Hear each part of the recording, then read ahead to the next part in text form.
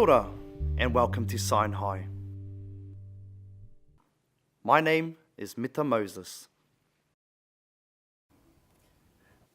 Hi, my name is Alana Best.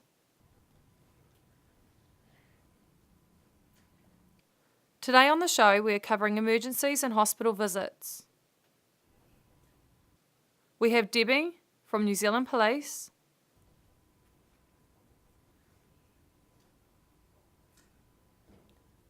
Mike from Fire Service, and Daniel from Audiology on our show. Wondering how deaf people contact fire or police in emergency as we can't use the phone to call 111?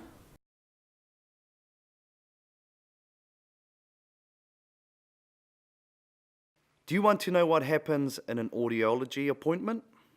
First, we'll go and visit the police station.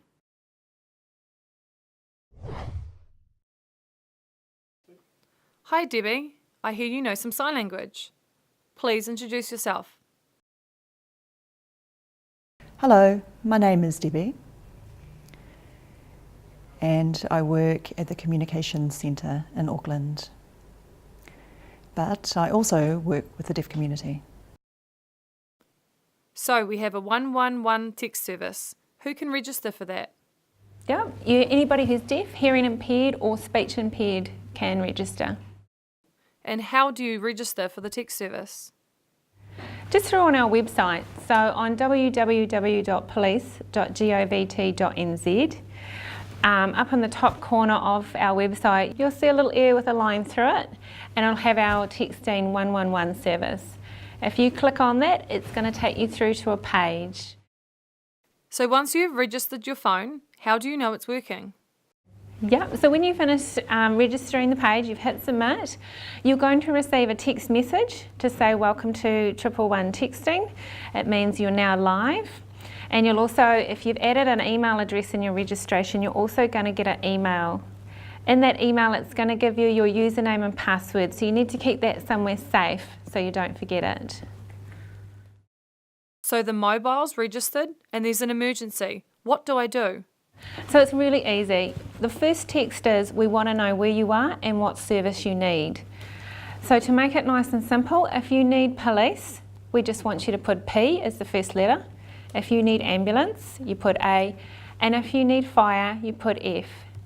And then the next part, we want to know where you are. So if you've registered your home or work address, then you can just put the word home or the word work, because we'll have that information on your profile. Or if you're out at a public place, or if you're at a friend's house and we don't know that address, you need to put the full address in there for us. And then just tell us a little bit about what's happening. So how does the text service work? Your text message will come straight into the police. If you need either ambulance or fire, we have the system where we talk to each other, so we'll pass the message on to fire or police if that's what you need, but it comes directly to the police first. So is there anything else people need to remember or need to know about using the service? We've got all the information on our website, so it's again just www.police.govt.nz, and you'll just see the little logo at the top of the right hand side of the page. Click on that and there's frequently asked questions. It talks about how you can register. It's in sign language, or you can read it if you like, so it's in both formats there to make it nice and easy.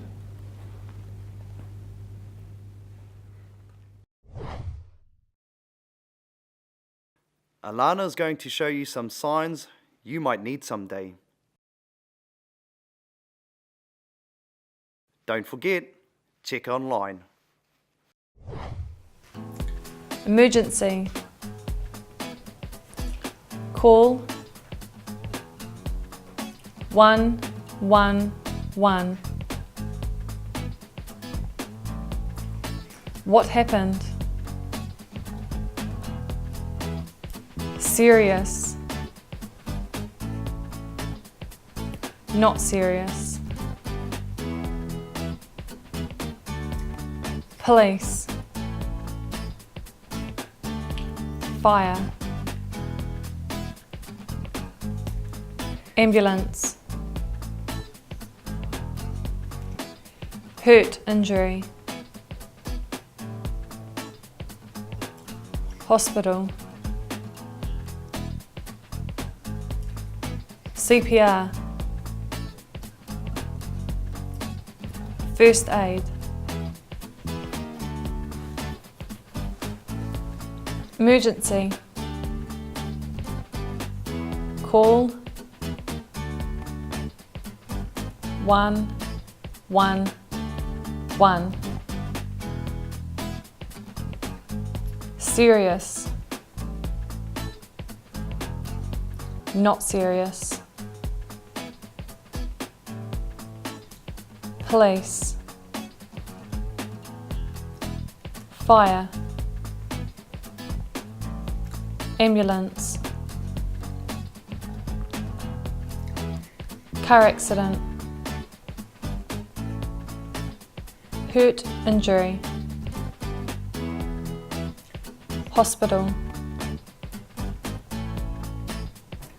CPR,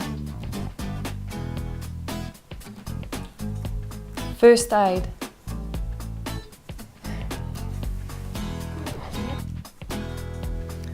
police, fire, or ambulance. Which do you need? I need all.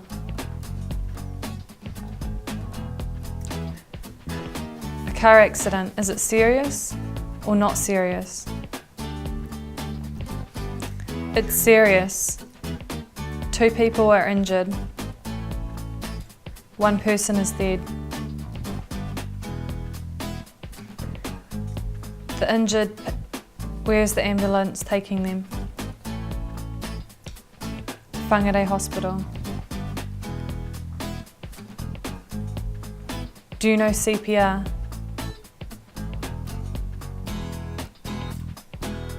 Do you know first aid?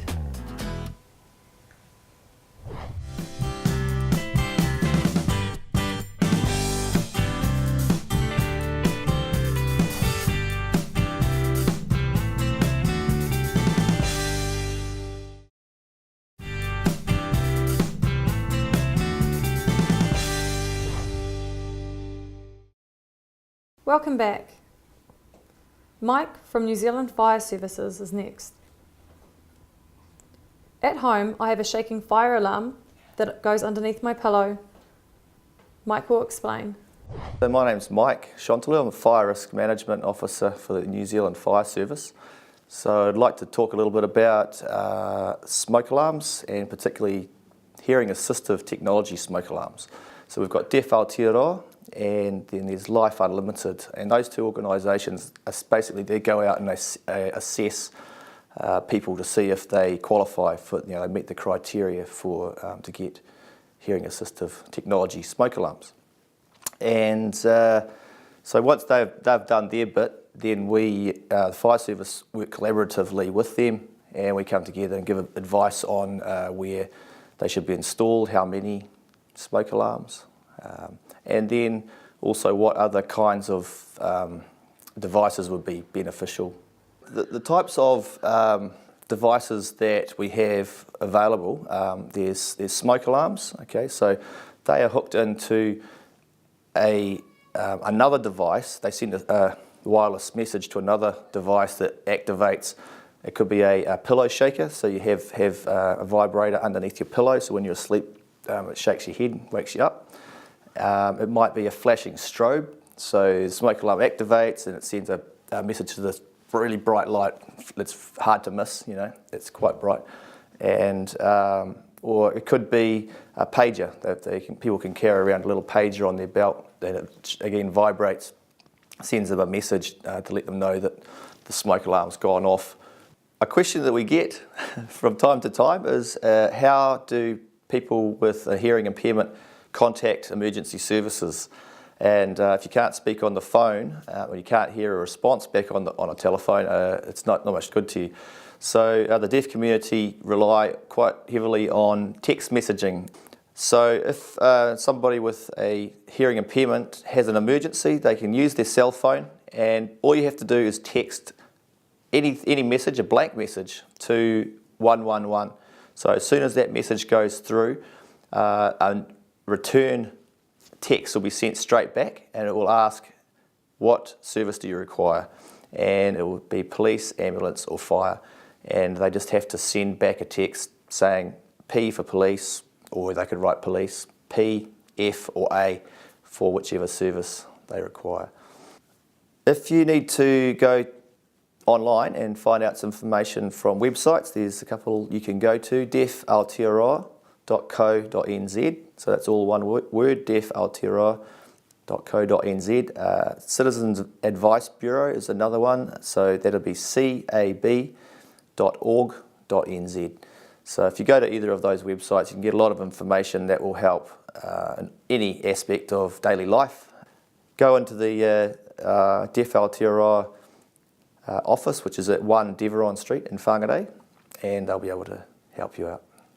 A lot of people out there don't sort of realise what's available to people who are hearing impaired, and we could just get that message out there that there are smoke alarms that can help people who can't hear well.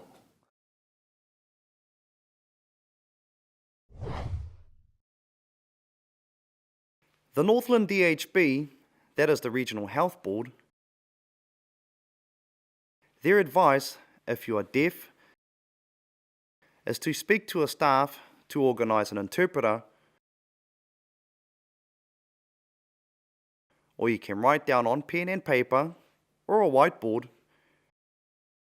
Bring pen and paper with you.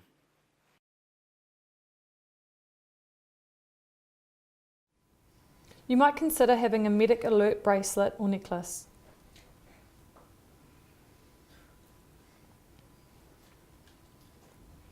If emergency responders and clinicians need a simple way to get more information about you, and you can't communicate without an interpreter, the medic alert system may be helpful.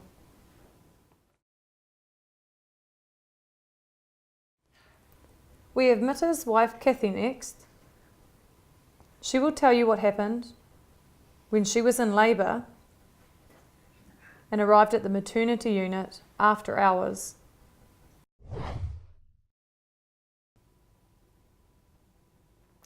My name is Kathy Strongman.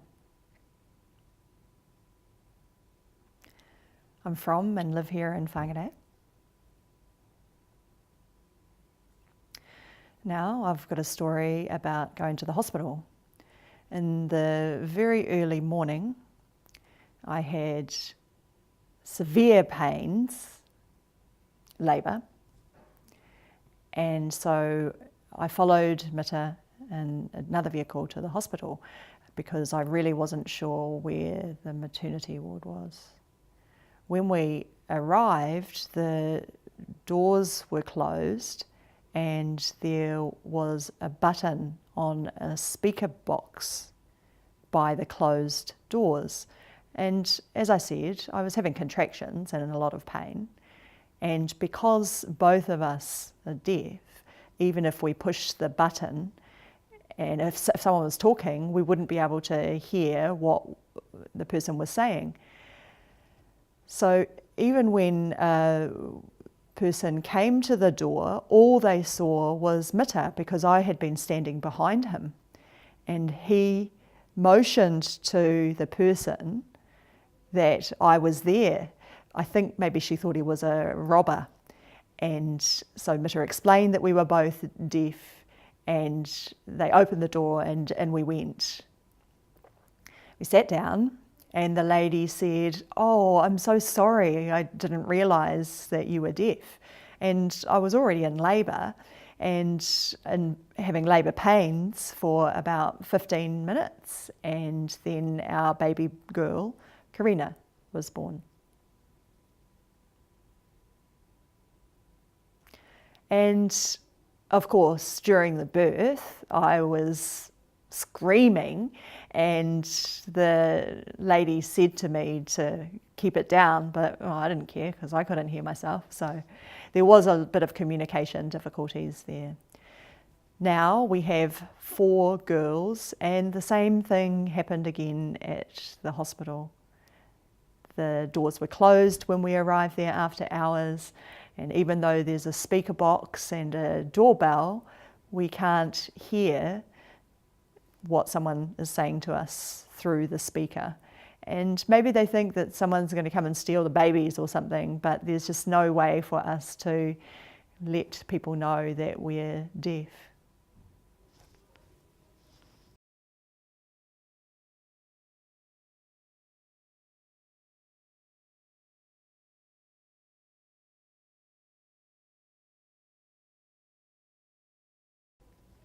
So it would be much better for someone who can't hear, if this were to happen again, a deaf woman was in labour, it's really no point for there to be a speaker box for deaf people because we just can't hear.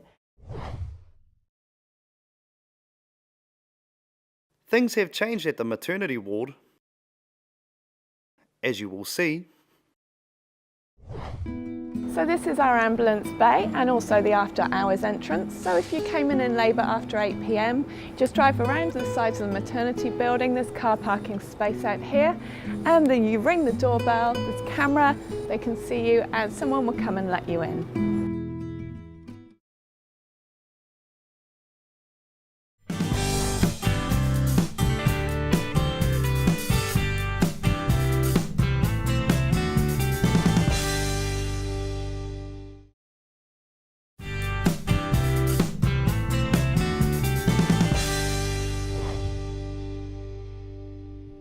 Welcome back.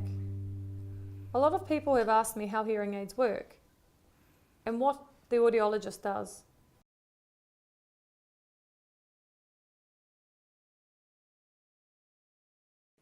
Daniel, an audiologist at Whangarei Hospital, will explain. Statistics say that here in New Zealand, 2 in 1,000 babies will be born with a severe hearing loss. I'm here today at Audiology in Whangarei Hospital. I'm going to visit the audiologist and ask him some questions. Hello, what is your name and what is your role here? My name is Daniel and I'm an audiologist. How do the patients get access to audiology? So they can be referred through a number of different ways. We do need a letter from somebody either through the health or educational services. That might be from the GP, it might be through a screening service such as the newborn hearing screening service, as well as the before school screening service. It could be through ear, nose and throat specialists or a number of other community services too. I'm really interested to talk more about the newborn screening. How does that work? We have an earphone and we use some stickers on the baby's head and behind their ears, and when baby is asleep we can record how the hearing nerve is working through the stickers. When children are maybe 6 months to say 2.5 years old, we do a different test where we play a sound either from a speaker or through an earphone, and we try to get the baby to respond to the sound by turning their head, and they get rewarded with a puppet in the window. And so when they get older, things start to get a bit more boring, and they get to put a peg in a board when they hear a sound, or play a game when they put a sword into a tin or something like that. And then as they get older, again, more boring, the adults, we get them to press a button when they hear the sound. We also do a lot of objective tests where we're taking measurements of the eardrum and trying to measure parts of the hearing system, so that all of the behavioural tests where we're getting people to do things when they hear a sound relate back to the objective tests too. Are there any hearing aids that can plug into musical devices like iPads? The technology is getting better and better, so you can now plug in your your MP3 player maybe into another device which then can stream directly to your hearing aids. They've come out with one device that will stream directly from your iPhone to a certain set of hearing aids. So you could listen to music or answer your phone through your hearing aids. So there's lots of different options, and that will only get better and better. We also have one set of hearing aids that you can swim with as well. Thank you so much for your time, letting us interview you.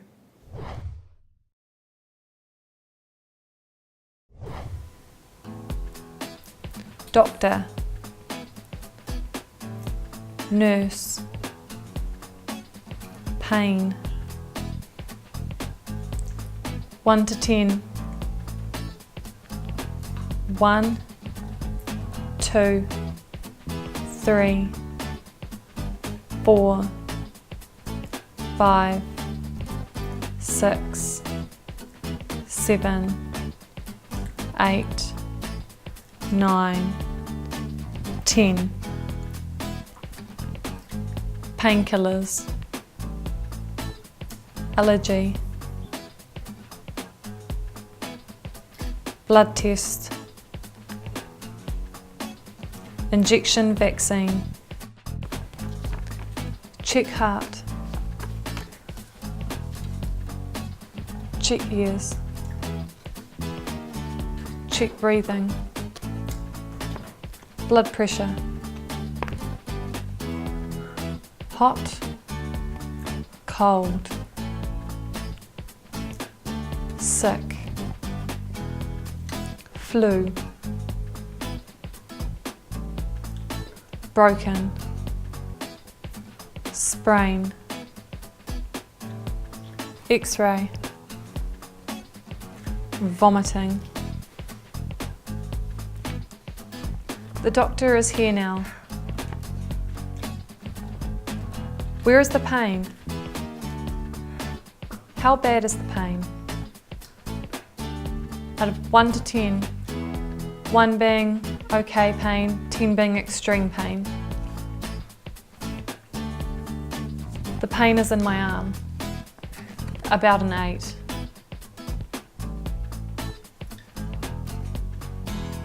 Are you allergic to any painkillers? No, I'm not allergic to anything. The nurse will do your blood test.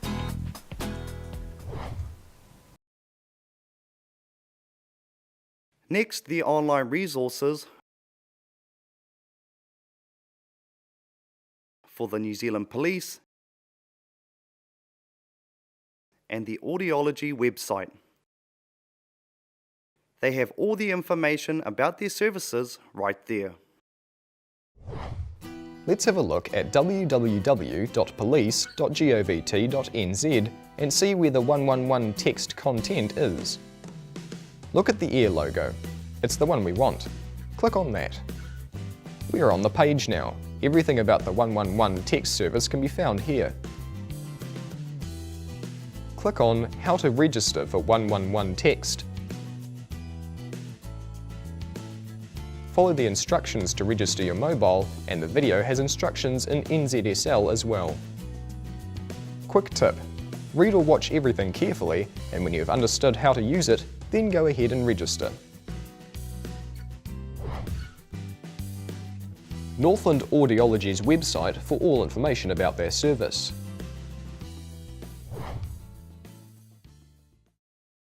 Audiology appointments are easy. If you have a problem,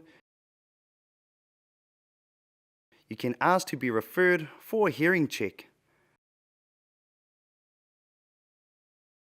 Don't forget, register for the 111 text service.